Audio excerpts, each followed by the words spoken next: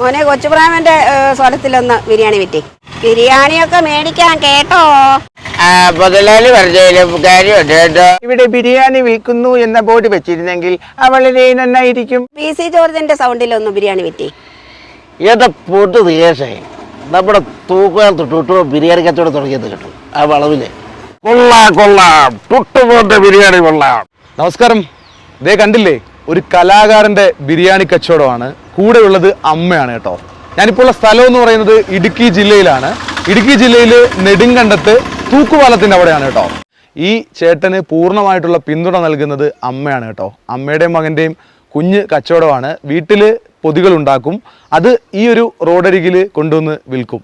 അത് വിറ്റഴിക്കാനായിട്ടുള്ള ഒരു രീതി എന്ന് പറയുന്നത് സിനിമാ താരങ്ങളുടെ ശബ്ദത്തിലാണ് ചേട്ടൻ്റെ കച്ചവടവും. അപ്പോൾ എന്താണെങ്കിലും നമുക്ക് അവരുടെ കാഴ്ചകളൊന്ന് കാണാം.